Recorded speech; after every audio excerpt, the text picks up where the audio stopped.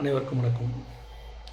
இந்த ஏஐபியை தோற்றுவித்த எம் ஆசான் திரு பொதுவுடைமூர்த்தி ஐயா அவர்களுக்கு என் நன்றி கலந்த வணக்கங்கள். என் பெயர் ஏ மாரிமுத்து.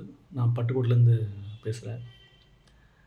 ஸோ எல்லாரும் போலும் எனக்கும் வாழ்க்கையில் நிறைய கஷ்டங்கள். உதாரணம் சொல்லப்போனால் என்னுடைய திடீர் திருமணம், அதன் மூலம் நடந்த மனக்கசப்பான வாழ்க்கை,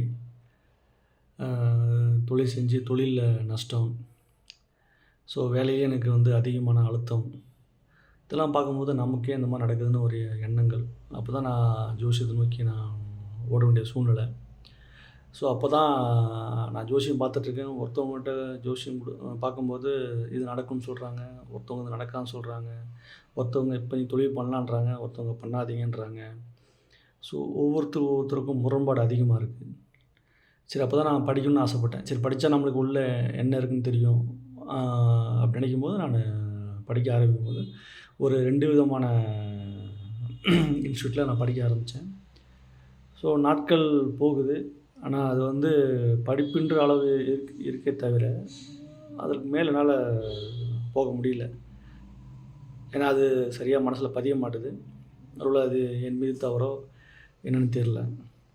சரி, இருந்தாலும் மறுபடியும் எனக்கு கஷ்டத்தை பற்றி நினைக்கும்போது மறுபடியும் ஜோசியம் பார்க்க ஆசைப்படும்போது, என்னடா இதுக்கே நமக்கு ஒரு செலவாகுது,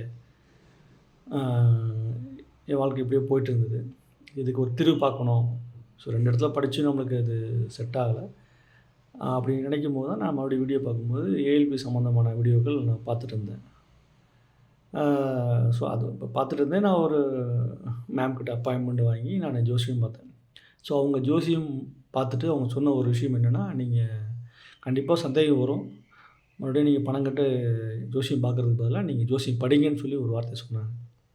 எனக்கு ரொம்ப ஆச்சரியமாக இருந்தது. எத்தனையோ பேர் 1 வருஷம் கழித்து பார்ப்போம், 2 வருஷம் கழித்து பார்ப்போம்னு சொல்லுவாங்களே தவிர படிக்க யாரும் சொன்னது கிடையாது. ஸோ இவங்க தான் ஃபஸ்ட் டைம் நீங்கள் படிங்க அப்படின்னு சொல்லுவோம். அது எனக்கு ஒரு மறுபடியும் ஆர்வம் நான் ஏஎல்பி எடுத்து படிக்க ஆரம்பித்தேன். ஸோ ஏஎல்பி எடுத்து படிக்க ஆரம்பிச்சு ஸோ மொத்தம் டைம் 15 நாள் கிளாஸ் டைமு. ஸோ நான் 5வது 6வது நாள்லேயே பாருங்கள், ஆட்டோமேட்டிக்காக மனசில் பதிய ஆரம்பிச்சிட்டு இது அந்த ஒரு ஏஎல்பியோடைய அமைப்புன்னு நினைக்கிறேன். ஸோ ஒன்ஸ் நான் கிளாஸ் முடித்த பிறகு உண்மையிலேயே நான் எதிர்பார்க்கல, நானே ப்ரிடிக்ஷன் சொல்ல ஆரம்பிச்சிட்டேன். எனக்கே ஆச்சரியமாக இருந்துச்சு. அப்போ தான் ஏஎல்பி எனக்கு ஒரு நம்பிக்கை வந்துச்சு. ஸோ இதற்கு மேலும் நான் ஹையர் கிளாஸ் நான் கண்டினியூ பண்ண ஆசைப்பட்றேன்.